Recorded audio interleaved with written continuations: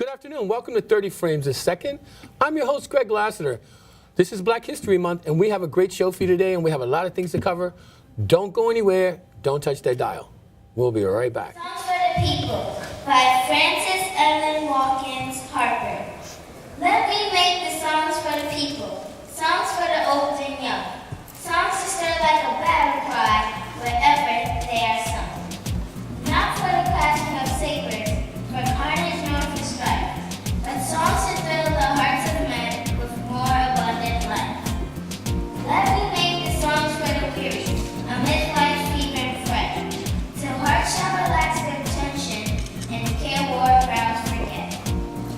I will sing for the poor in age, when shadows down their sight, of the bright and restful mansions where there shall be no night.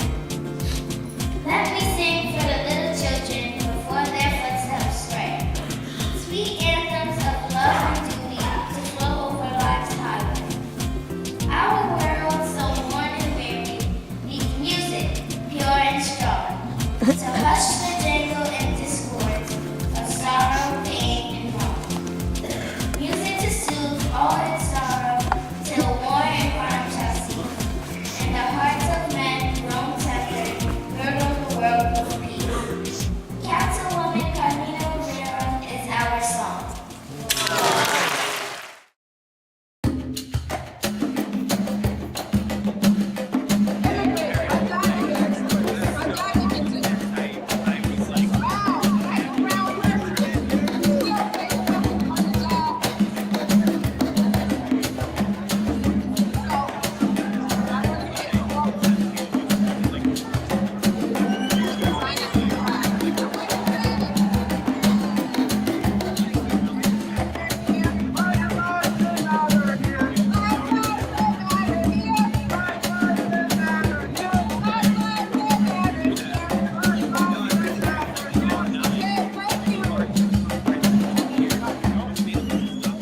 I'm scared there for a moment. They don't like you. I know why.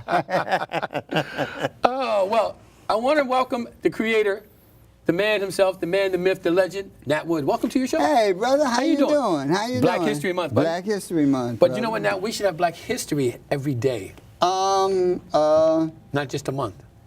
That's true. That's true. But Black history is not our biggest problem. Right. Navigating a future for Black people has been the biggest problem. Mm-hmm. We seem to have lost our direction, our way. Mm-hmm. We, as far back, well, all throughout the history of this country, Mm-hmm. Not even considering the history of the planet, Right. but all throughout the history of this country, you know, they try to define Black people through slavery. Right. I tend to define Black people in captivity, Right. in the captivity of the slave trade, Right. as overcomers and forward thinkers. Right. So the fact that you are held captive is not in and of itself a disgrace. Not doing anything to advance yourself in that captivity is a disgrace. Getting hit is not a disgrace. Not getting up is a disgrace. Just like where we are now, it seems like the forward progress we had made from the 60s to the present, we've stepped back greatly. Yeah. Because we... But long before the 60s, our entire history has been stepping forward. Whether it's the Gabriel Prosser Rebellion, whether it's the birth of the Black Church, Right. whether it's the Civil War, whether it's the strides we made in post-Civil War, whether it's the Great Migration from the South in the 1915s and 1920s to come north, get better education, job opportunities. We have always moved forward, and now we seem to be in a malaise. Yeah. And that's the thing, you know, the forward progress, we were self-sufficient. Correct. We relied on our own infrastructure. Correct. And now, is it that we've gotten lazy, or we've gotten lazy, complacent, or I don't know. I'm just lost. Is it because of the millennials, or is it because it's a different time? I don't understand. Because now you have more. We should be more of a community, right, because we have more access. Right. As before, we didn't have as much access. Now we got major access, and we've lost our way. Yeah, it's hard for me to point to a single issue.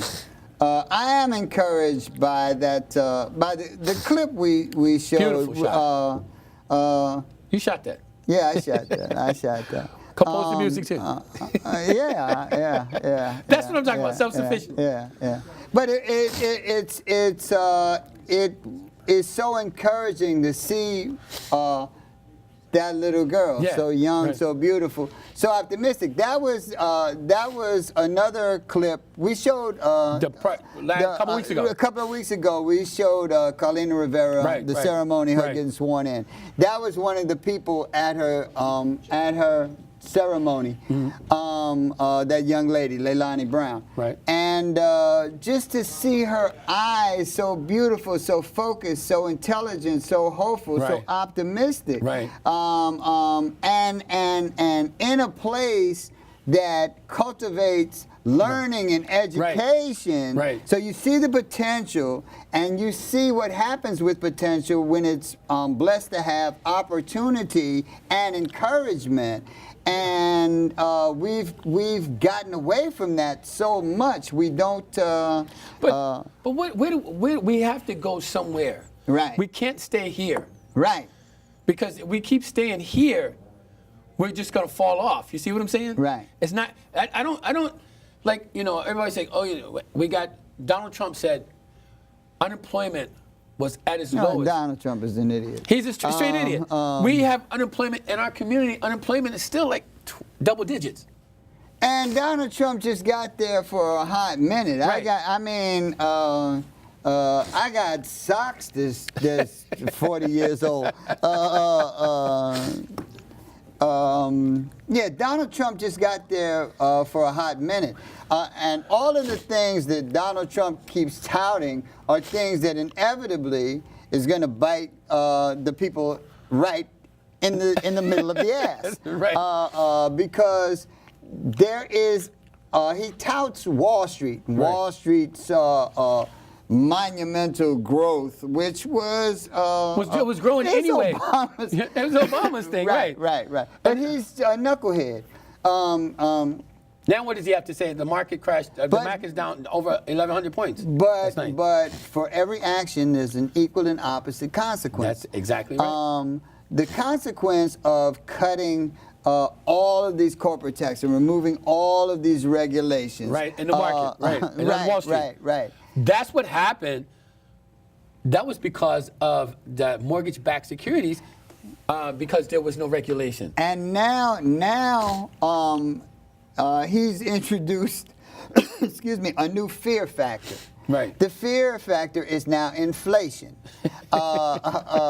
So the money that $1.50 that the $1.50 a week that she got, now it's coming back. Everybody's like, oh yeah, we're for the tax cut. Look at your paycheck, $1.50. But it's not just that. Inflation is not what you see on your paycheck. Right. It's what you go to the store and have to pay for. That's exactly so right. you get that $1.50, but inflation has pushed the cost of everything up. So that $1.50 doesn't mean anything. That $1.50. You used to buy a quart of milk. Now you they can't. gave you $1.50, but you end up losing $56. Yeah, exactly. See, people don't understand that. They said the tax cut. The tax cut for the middle class. Right. Guys, it was a sheep in wolf's clothing. Right. Because $1.50, that's insulting. Because once inflation goes up, you got taxes. You got once inflation goes up, the price of everything is going to go up. That is correct. And that's a problem. We don't understand money. Right. We say we want money, but we don't understand it. There are two very difficult things to do when it comes to money. First, get it. Yep. And you can actually get lucky and get it. Right. and then keep it. Keeping it is so hard. That's the tricky. That's the tricky part. Like learn stuff. You got to learn. You have to learn finance. Diligent. Right. You have to learn finance. Right. You have to learn. There's so much. See, people think, oh, I want $1 million. $1 million, it's not anything. Right. Right. You know, you got 38% in taxes. Yeah. Now you got to learn how to keep it. But $1 million is enough money. A couple of $100,000 is enough. $10,000 is enough money to get a den of vipers knocking on your door, telling you better way, what you should do with your money. Right. Because they're going to get it covered. Right. Through them. Right. You know. Right. So you've literally. $1 million is more than enough money to invite the devil. The devil is standing on a line. He's just waiting. He's just waiting. Right. He's looking around. Ding, ding, ding, ding. And then people say, when you get money, comes the problems. More money. That's right. More problems. And people think, oh, well, give me the money and let me have those problems. Right. No, you don't want those problems. Right. Because most people, what about this guy? He was poor. He hit $10 million lottery. Right. Said, I'm going to the doctor to get a physical. Right. Went to the doctor, brain cancer, and died 30 days later. Well, I hope he had a damn good time before he died. Under normal circumstances, money is the problem with money is that it demands that you make yourself knowledgeable. Right. That you make yourself educated to money. To the market. Right. That's right. So if you are intellectually lazy, if you really don't like learning stuff, if numbers give you a headache, maybe you should. See, I was raised like this. Yeah. I was always raised. I knew what I wanted. Right. I was raised to wait, to learn money before I got it. Right. So I just all I had to do was come in. That's how Warren Buffett got started. His father taught him the game when he was like 10, 11 years old. I was taught the game the same way. Right. So when the finally money came in, I knew what to do with it. Right. You know, and that's what, our community thinks about stuff. Correct. You get stuff. Correct. The stuff that has no value. Right. No future. Right. Clothes. Right. There's not computers. Right. There's not better further educating yourself. Right. Or teaching your children. Right. We need to teach our young to learn. We need to teach our young how to learn. In the 21st century. That's a good point that you say that. Yeah. How to learn. Right. Not just learn. How to learn. Right. In the 21st century, there are so many things to learn, and there are so many things that people enjoy doing. We need to expose our children to those things, not specifically to get a job, but to learn stuff that you enjoy doing. The rest of it, you'll figure it out as you go along. If you enjoy what you learn and enjoy what you do. You will never work a day in your life. Everything will be fine. Yeah, you'll never work. Will be fine. I love what I do. I don't work. I just have fun doing it. And I get paid for it. Correct. Correct. And that's why I try to encourage these young kids out today. You know what? We have enough rappers. Right. We have enough professional basketball players. What we don't have enough of are scientists. Right. Engineers. Right. Doctors. Right. And so on. Educators. And I don't know what rapper means. If rapping is a form of the arts, if it's an artistic medium, if it's based in music and literature, which I would assume that's what it's supposed to be. That's what we grew up to be. Right. If you're talking, you want to delve into a world that is based in music and performing arts and literature. Well, that's a lot of learning. Yeah. Music is a lot of math. Now, it's a lot of literature. You have to, if you, not to cut you off now, but if you're going to do that, perfect your craft. But it's a lot of learning. Yeah, you it's got a lot of learn how to play, learning. It's a lot of read, learning. yep. The stuff I do here, and I add like to the mix current events and Right. community affairs and Right. whatnot and video and stuff. But the stuff that I do here is basically every single thing that they are talking about doing. The only difference is I am totally self-contained. Right. And right. and Everything. All right, the way, right. Well, that's how we learn. Right. Your music. Right. Is your music. Right. Right. Your shooting is Right, your shot. right, You don't owe right. anybody anything. Nothing. Right, I do right. all the editing, Right. play the instruments, do the production. A lot of it is via the computer. Right. None of this stuff I was actually. They didn't even have a computer when I was. There was no, right. Our first computer. What's a computer? Like the Jetsons? You know what we had? Right. Encyclopedia. Right, Encyclopedia. right. Britannia Encyclopedias. Right. Right. That's right. But That's we had right. to. But we had to. And we came up a different way. Right. We had to look in Correct. our data. Correct. We had to keep learning. Right. The point is, we had to keep learning our craft. Right. And we're on cutting edge. You're Right. shooting on 4K. Right. Most Right. people don't even know what 4K Right. is. Right. You know?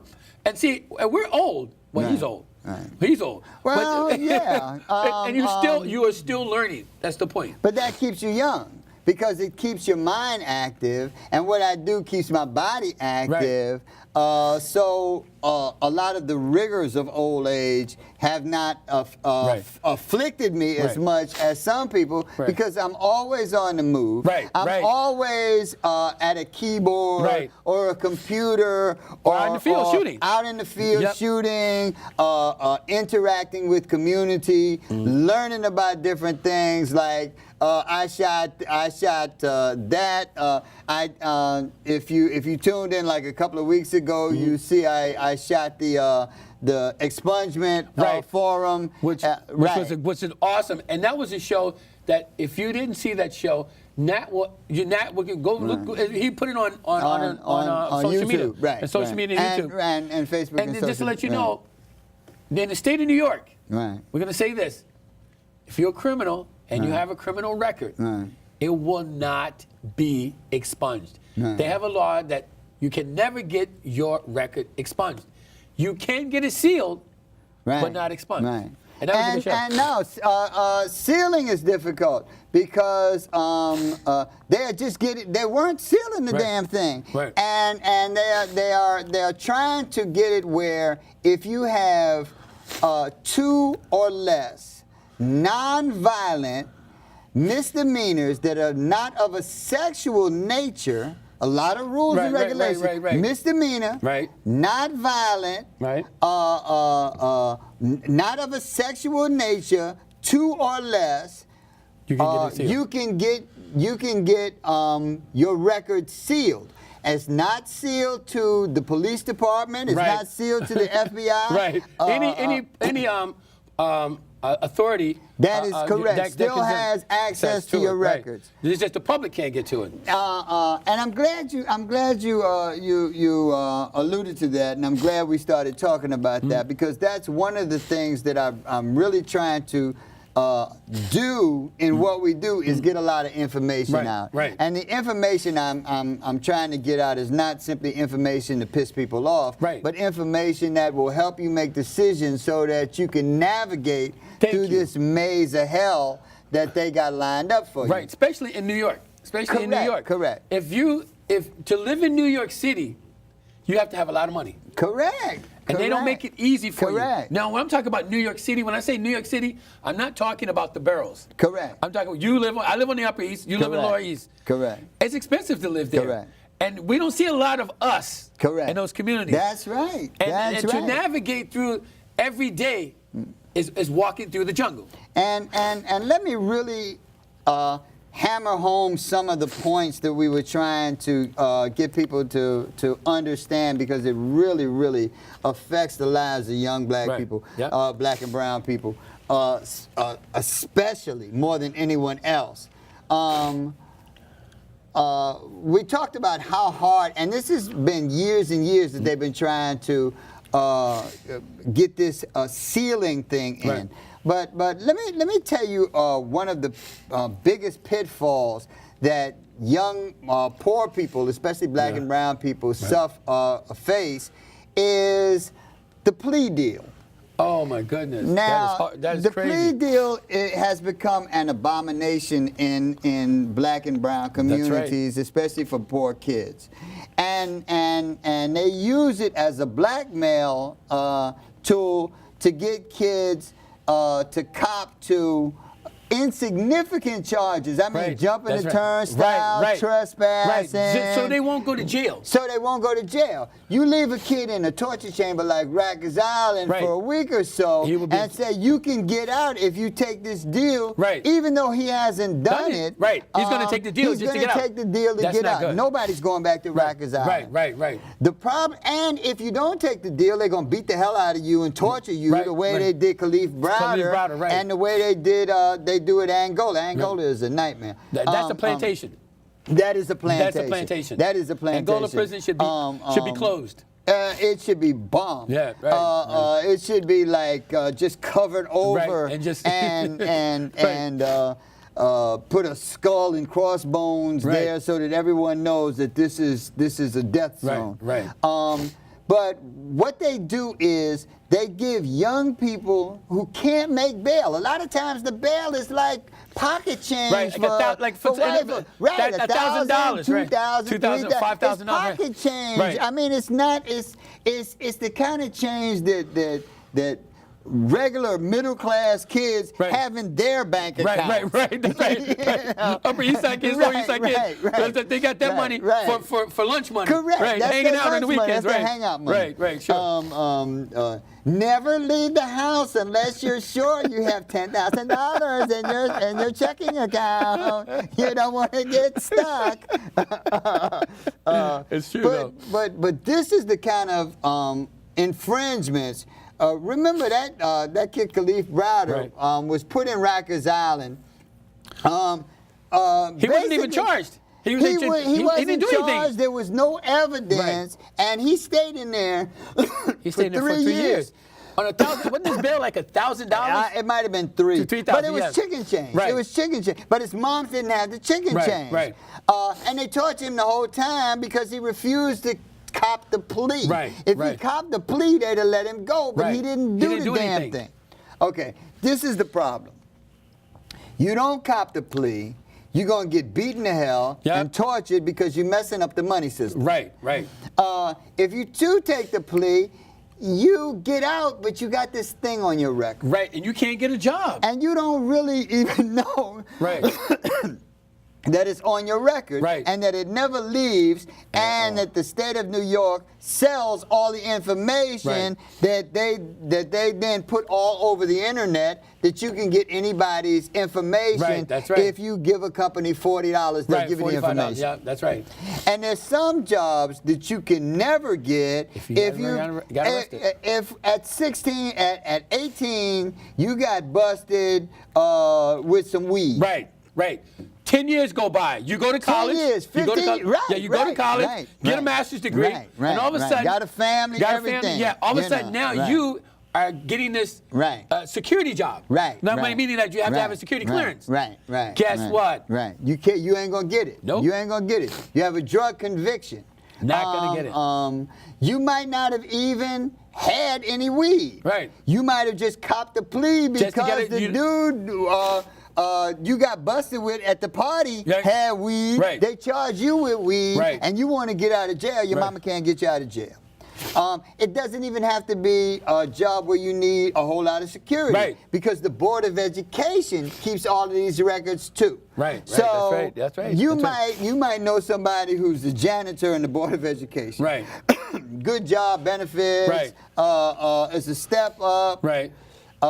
You denied this job. You don't even know why. It's because you copped a plea to some weed that you didn't even have just to get out of jail when you were 18 years old, because your mama couldn't afford to get you out of jail. The system is the system. See, the system is rigged that way. Correct. And I tell people, first of all, what you do can affect the rest of your life when you're young. The rest of your life. And that means jump in the turnstile. Jump in the turnstile, $2.75 turns into a $60 ticket. Correct. Now, You said, what the heck? Right. You don't go to court. Right. Now there's a warrant for your arrest. Right. So Right. you just get stopped one day, Right. not even thinking about it. Right. You get arrested. Right. You go to jail. There's a bail. Right. Now you're sitting. Now Right. you're gonna cop a plea. Right. Stupid. Right. Right. You just screwed up your career. You don't even remember. Nobody remembers that they got picked up for peeing in between cars Right. when they were 18 years old and they 40 years old. Right. Nobody even remembers that stuff. Right. Also, you have to remember that like I said, the state of New York sells your records. You want to get a job. Now, I'm a white kid. I'm a white kid from an upper middle class family. You're a black kid who's struggling, Right. who had to get scholarships to go to school, and who had to fight their way to get everything. Right. All right. We both going to get the same job. Who do you think the guy is going to look up the records of? The black guy. The black Yep, kid. yep. The black kid. Right. The black kid. So the same laws don't affect, even if we have the same exact charges, Right. it's less likely that the white kid, the white upper middle class kid, is going to get the same scrutiny as the poor black kid, and they're going to use that information to deny them employment Right. opportunities, That's right. depress their wages, Right. and deny them opportunities all around. That's exactly Housing right. opportunities, Oh, that's a big credit deal. opportunities. Credit, yep. All of that is tied together, where you can get a house, if you can get a mortgage, Right. if you can get a lousy apartment. Well, all just- of that is tied but- up to this but think nickel about and this. dime BS. Especially in New York. Right. New York, we don't have a lot of condominiums. Right, We have co-ops. right, Now, co-ops, when you buy in a co-op, you're buying a share. Right. You still own it. Right. Now, Nat sells me his co-op. right, Nat and I come to a deal, but it's still not final Right. until I go before The the board. board. The board. Now, the first thing the board's going to do with anybody Right. is going to look up their criminal history. Correct. Even if you got caught smoking weed Correct. or jumping the turnstile, Correct. 9 times out of 10 Correct. in New York City, Right. you're going to get turned down. Right, right. Especially if you black. First of all, if you're black, you got 2 strikes Right, already right. against you. Let me tell you. They see the black on your face and oh no, Right. there's gonna be a Look, problem. I think I've been an outstanding character. I've Right, been in New York right, City 20 right. years, 25 years. Right. I've been turned down Right. for 2 co-ops. Yes, 2 yes, co-ops yes. on Park Avenue. Yes. Yeah. So, hey, look, Yeah. 36 seconds Yeah. was the shortest interview Well, I you know had. they're noisy and they smoke that stuff, you know. And we're a very conservative Right, building. right. We, you know. But see, that the little things like that will affect you. You know? Right. And I don't have a whole criminal life. history. Your whole life. But, and I'm not talking about criminal history. Right. I haven't even gotten a Right. criminal history. Right. I'm talking about two or more misdemeanors, non-violent misdemeanors that were not of a sexual nature. We're talking about these open little- container, Right, smoking right, weed, right, jumping right, the turnstile, right. dumb things like that, Right, which a cop right, shouldn't even give you a right, ticket right, for. right. But because Right. you're black and brown, Correct. Like the same stuff that used to be a crime. Like where I live, I'm right near Tompkins Square Right. Park. Oh, my God, Tompkins Square. Now, for years before the East Village got so gentrified, Right, before it was the East Village. right. Now it's the Lower East Side. Right? The Lower Puerto Ricans would go in Tompkins Square Park and play conga Right, all day Yep, long. yep. When it started to become an issue of gentrification, the police instituted curfews. Right. They locked the park after Right. 12 midnight. And that's crazy. And then they started giving tickets to people that's hanging out playing. there. Yeah. Right. And playing noise citations. Yeah, that's exactly right. A funny thing happened after gentrification. After after gentrification, white boys started bringing whole jazz bands in and playing all night long. Nobody gave nobody them any. said Nothing. Nothing.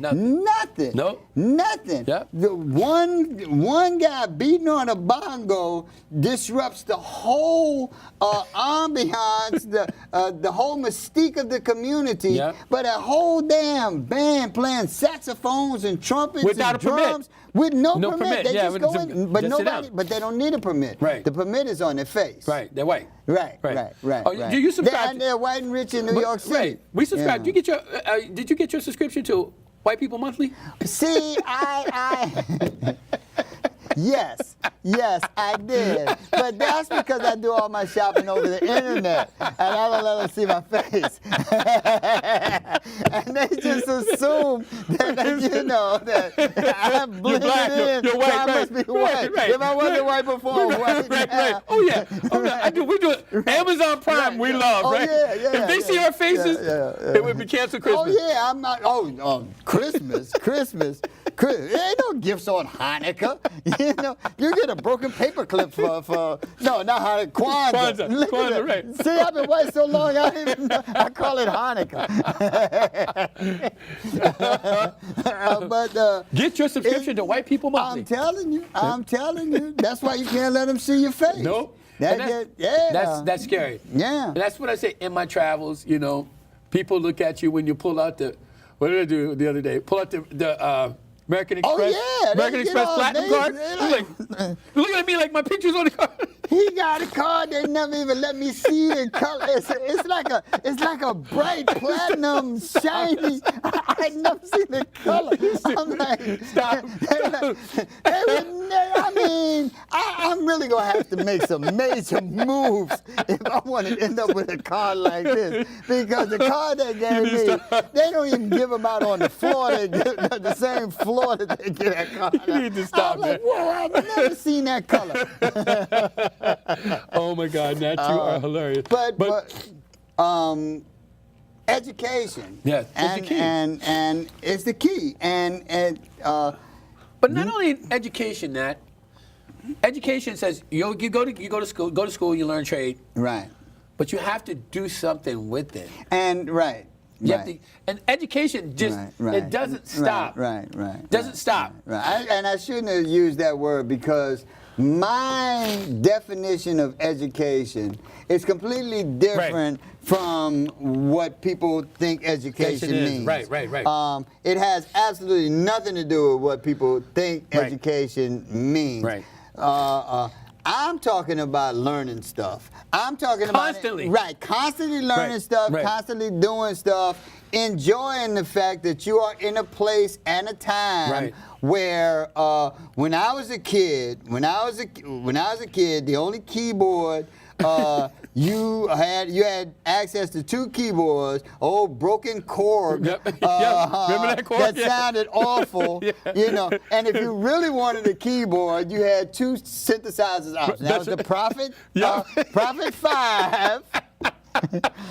Which was $5,000. Right. And Remember then that came with the Prophet 10. No, 10. Right. Right. And if the Prophet 5 was 5 G's, you know what the Prophet 10 cost you. 10 G's, right? Close to it. Now you can get a keyboard for $150. People throw them things out there. You can compose on a keyboard. You don't even need a keyboard. You know what? You don't need a keyboard. All you need to do is go get an Apple computer and get GarageBand. That is correct. Most of the stuff, the meat of it, I compose on GarageBand. And see, that's the thing. That you know how to read, you know how to compose, and that's the thing. Whatever you do, you perfect your craft. Right. Like and it doesn't stop. Right. Because technology, we have to keep up with technology. Being in this business, it's daily.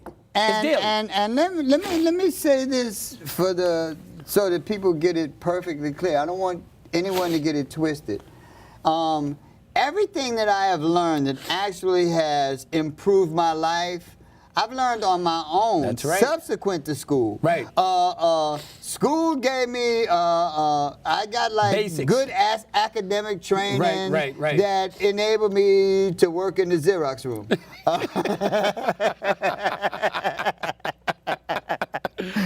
You're right. You're right. Right. That's right. You're right. But I Okay. had to learn some stuff Right. in order to like compete. Because they didn't bring it to you. They didn't bring it to you. That's you had to right. go and I get had it. to go get, and I had to dig stuff up out the garbage. I learned how to play keyboard by digging out old broken keyboard, right. half the keys Self-taught. missing. Self-taught. I am the ultimate autodidact. Yeah. I am the ultimate autodidact. I learned Final Cut 5 here when we were still going tape the. That's exactly right. Tape the printed tape. And that's the thing. We're older gentlemen. Right. And we're still learning our craft as we go. Because I remember, I thought Final Cut 5 was the hardest thing ever. It's completely different now. It's more spaced. It's more spaced out than NASA. I feel like Rocket Man. But see, and this is the thing too. With television is ever changing. We used to drop off tapes. Now we don't drop. You can't drop off a tape now. You have to upload it. You got to upload files. You got to upload files. And you got to understand computers. You know? Right. And you have to compress. The data. So I'm shooting 4K. I have to get the 4K on the timeline to edit the thing, which means that I have to encode down to a smaller. Then compress it. Right. Compress you have to learn how to do that. You learn how to do that. Then take it off the timeline, share it, then compress it further. Because I'm going on the timeline. I'm shooting 4K. If I throw 4K footage, an hour's worth of footage, 2 hours worth of footage, it's like it's half a gigabyte. Yeah, that's a gigabyte, like 300 gigabytes of data. And you have to compress that down. I have to compress that down to like a ProRes 422 regular high definition, not ultra high definition format, just to deal with it on the timeline. Then I have to get it off the timeline. I get it off the timeline. I've already compressed ultra high definition, and this sounds a little technical, so I'll get to the point. I've already compressed 300 gigabytes of data down to about 70 gigs of data just to get it on my hard drive, on my desktop, and then I have to compress it further to upload it. To upload it because they don't take more than 8 gigs. Right. That's a lot of work. People understand an hour show after editing takes you like days to do. And then I have to manage the size of everything I do because I do everything at home. I don't edit here. I edit everything at home. I use my own equipment, my own camera, which means that I got to manage my gigabytes because I'm dealing with a 500 gig hard drive in the first place. Next thing you know, you have a couple hard drives. I got a computer that won't move. You're slow. That won't move. It's non-existent. That's the whole point that Nat's trying to say is that whatever you do, you got to keep learning. You see, I see these grown-ass men, see these grown men sitting at home playing video games. Why not take that and develop a video game? Correct. And make money out of it instead of playing. Make money. You know? I don't understand that. I don't understand that. And nowadays, you have computers everywhere. This is a computer.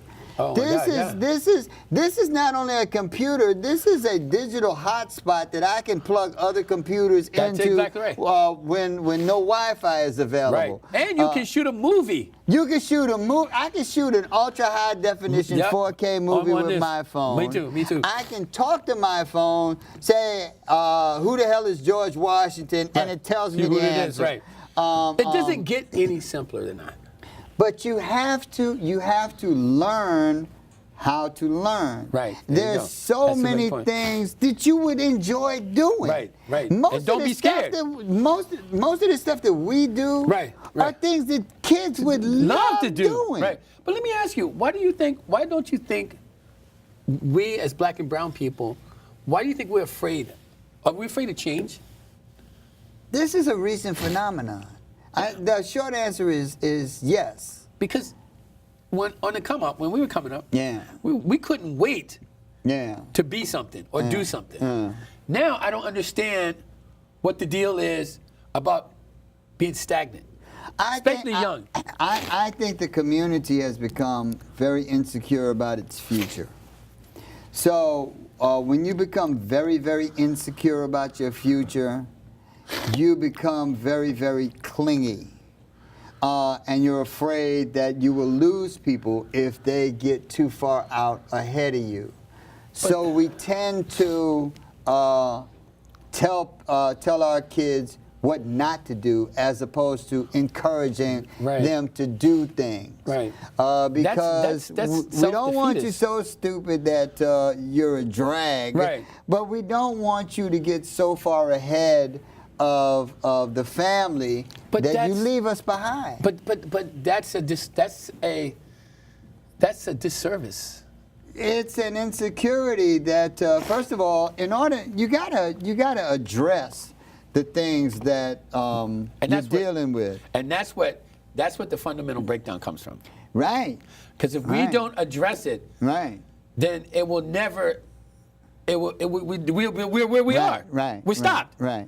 You know, you're right. You have to communicate and address the issues, and that's where, as of late, the breakdown in communication with the black and brown people. Right. And the reason why I can speak to all of this stuff is because I've gone through all of this stuff. It's not because I have a sociology degree or I'm a psychotherapist or whatnot. No, I have gone through all of these things, and in order to get from way at the bottom of the toilet, I had to change myself fundamentally. Not just learn stuff, but I had to change myself fundamentally. Changing your what you did, your actions, your behavior. And continue moving forward, even when it seemed that there was no ultimate future in the moving forward. Right. And that's what a lot of us do. We tend to see our future as how much money you going to get. And that's but that's wrong thinking.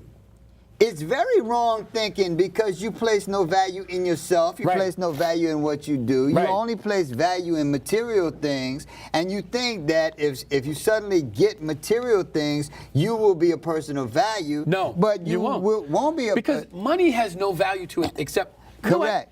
If we had $1 million on an island, what are we going to do with it? We're going to burn it to keep warm. Correct. You know what I mean? So people, money. If you do what you like, the money will come. Right. But you'll use the money to do more of what you like. Right. You know, what is it? What is so hard? The grind never ends. Right. But you love it. Right. But I just don't understand people. I want this. People, the millennials. Spoiled. And shallow. Want something for nothing. I mean, it sounds like us. But they don't want something. They want money. They want money because to buy stuff because they figure the stuff will validate them some way. I don't get my validation from stuff. No. I mean, I actually get out in the community. I do a lot of stuff. We do a lot of stuff, right. I pride myself on the excellence of what I do. So when you see footage that I shoot, you say, "Oh, that's nice." You don't say, "Oh, how much money you got?" Right. That's right. That's exactly right. Because I don't have to get out in the community. I can stay home and just like, oh, I got 50 cents over here. My gold, my beautiful gold. And you're absolutely right. Because, we are black excellence. Right. Because, you know what? We're always learning. And I tell you guys, always first learn how to learn. Right. That's what you have to learn how to learn. Then change is good. Change is good. Black excellence is a redundancy. The phrase is superfluous. Right. Because black is excellence. You know, and we have gotten so far away from just being black. That we have all of these rules of what you can't do, don't do this, don't do that, you can't like this one, you can't like this one, you can't, and there's no confidence, there's no forward movement within self based upon the fact that you are proud of yourself and what you do, Right. and you are proud of your ancestors. As many things as I try to do, I come from like a family. I mean, Right. We Harlem Renaissance type Negroes. You know, right. so everybody was smart. Everybody encouraged you. One another. That's exactly right. You know, That's exactly right. And this is the world I came Yep, from. This likewise. is an entirely different world. Right. This world is not ready for me. Right. If I was young, coming from where I did, I'd eat this sucker whole. Hey, look, if we had what we had now,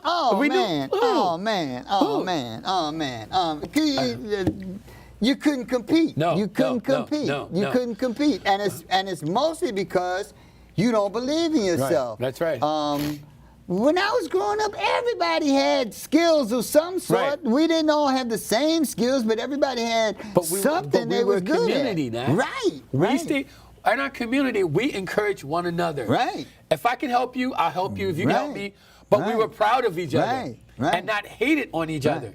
Oh. You know. Harlem, man, Harlem. If you could hold it together, coming up. Excuse me, in the community, if you could hold it up coming up in the community, if you was the baddest basketball player in the community, you was going to take over the NBA. Right, that's right. If you could make it in the Rutgers, you could make it in the NBA. Right, and the community took care of you. Correct. You know, They were proud of you. They were proud of you. Right. You know, if you couldn't afford sneakers, so you could go to the barbershop, somebody gonna buy you some sneakers. Right. That's what we need to get back to. And it's not being separate. Right. It's being self-sufficient. Correct. Encouraging our young to become somebody. Right. I couldn't wait to be somebody. Right. And Jesse Jackson didn't have to tell me that. And honor thy mother and thy father. That's right. Respect. Honor your ancestors. That's right. The best way to honor your ancestors is to keep this thing moving forward. Right. As soon as you like get off of the path, as soon as you're off the path, you have done a disservice not just to yourself, but to everything that came before you that made you get to this point. That you could keep this thing going. That's right. I'm optimistic when I see young people. Right. I am disappointed when I see the way that we have allowed ourselves to reach the point we have. I'm also disappointed in the fact that people so old could be so young and dumb. Stupid. But you know that it goes back to this. It starts with this self-respect. Yeah. You got to have some self-respect because you see these young kids today. They use the N-word like it's cool. Do you know that some of that N-word was the last thing some of our forefathers heard. Just young people. I got 40 and 50-year-old men with their butt crack out. Right. I mean, like, when I was growing up, you had to get managed when you were 17, 18.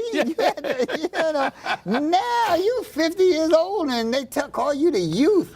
And you're thinking about it, you're brainless. You're talking the same stuff. Right. You're learning more from the people coming behind you than they are learning from you. They should be learning from you. They should be learning from you. And that's what kills me. When you walk down, like I will walk up in East Harlem, and it blows my mind that guys my age have nothing going on. Right. You know, get disrespected by the young because they don't have any self-respect. And they say we're endangered species, black men. No, we're not endangered. You know why? Endangered species are protected by the law. Listen, all throughout history, we have done incredible things. Great things. Impossible things. I listened to Dr. John Henry Clark, and he would talk for hours, and he wouldn't have any notes. Right. And he would. That's crazy, right? I'm like looking for notes. It's just coming from here. He would quote all these names and dates and periods in time and this section and that section, and it wasn't just Egypt. It was the Catholic Church. It was the Renaissance era. That's it was the African Renaissance. Right, It was the migration. He would talk about the original migration of Africans Yep. from other places in the diaspora, the Caribbean and whatnot, Right. and how they influenced the Africans in America. Look, and he didn't have notes. He wasn't looking down. Didn't have No, any he was notes. looking down. He Yeah. just remember all Yeah. this, and I'd be sitting there going, "How the hell is he doing this? How is this possible?" That you know what? That's what we need to get back to now. Right. And Right. see, we have, and people, please believe, we have more access Right. now than you and I ever had. Right. And then I'm excited because Right. every day we're learning something. Right. I see kids every day. What'd you learn today? Right. Learn something every single day. Right.